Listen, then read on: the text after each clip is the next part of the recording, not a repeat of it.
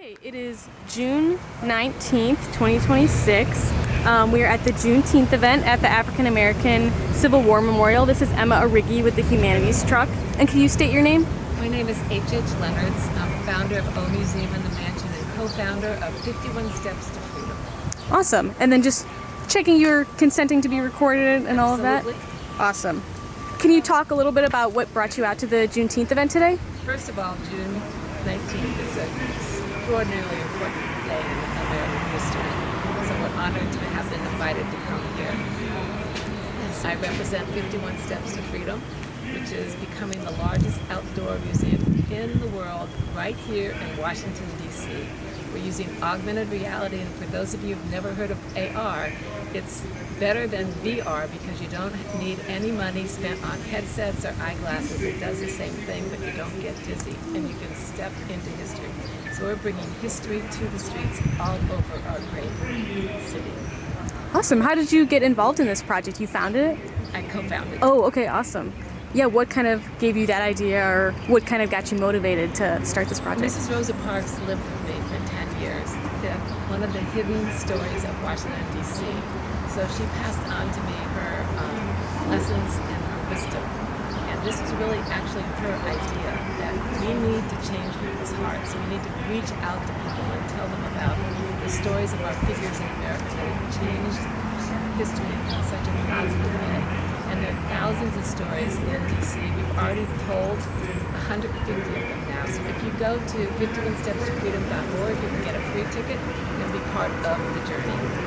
Awesome. Could you talk a little bit more about that? Like, how did you come to know Rosa Parks and live with her? I did not know who she was when I got a phone call from someone I did not know saying that she had just been severely assaulted in her home in Detroit at the age of 81 and was in the hospital. They didn't know when she would get out.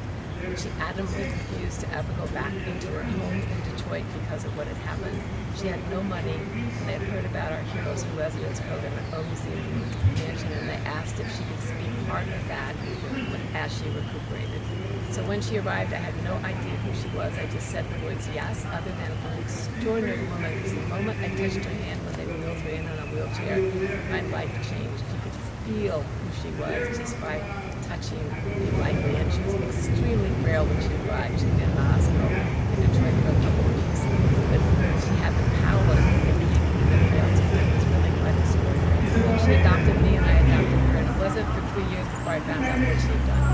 Wow. It's a little embarrassing. So get to know our own history, which is part of 51 Steps to Freedom. Awesome. Yeah, kind of what was that like, getting to know Rosa Parks on like this more, personal level outside of, kind of what she's most famous for? So I got to know her as a person because I didn't know who she was for 3 years, and she was extraordinarily. Our conversations were not about history. Conversations were about mission, they were about vision, they were about family, they were about God, they were about serving others. I did not learn the history until I started traveling with her when I found out who she was, and that's when other people asked her questions. Wow, that's awesome. Yeah, kind of what places did you go together? Like, what was it like traveling with her? Any place that she was invited, we went.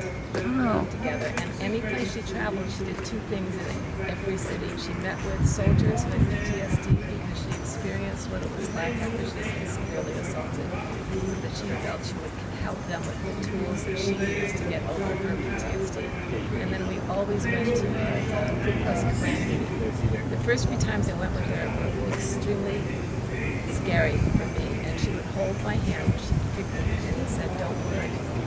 You need to reach out and meet people that don't believe like you do, because that's how you change hearts." So many of the meetings, no one would shake her hand, but she always reached her hand out. And the few people that she did, she would turn to me and smile and say, "It changed their heart," because she felt racism was based on fear. It touched her with all of it.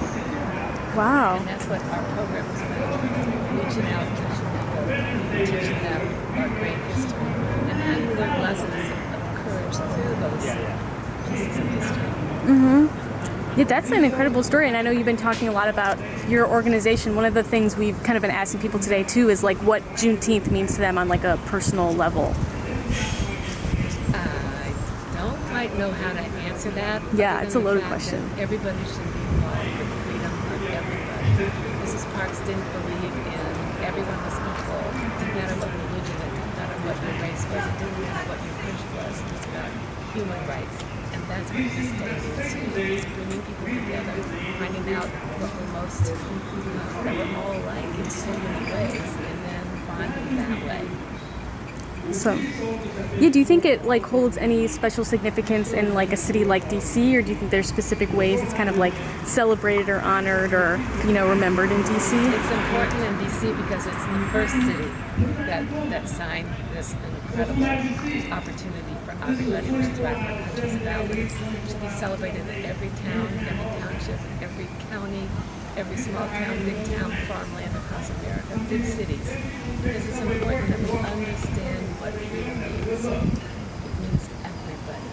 And that's what our country is about. Thank you so much. We normally like to ask at the end of our interviews, was there anything you kind of wanted to talk about that I didn't ask or didn't mention or wanted to say at the end? I think you did a great job. Congratulations. Thank you. Thank you so much for interviewing with us.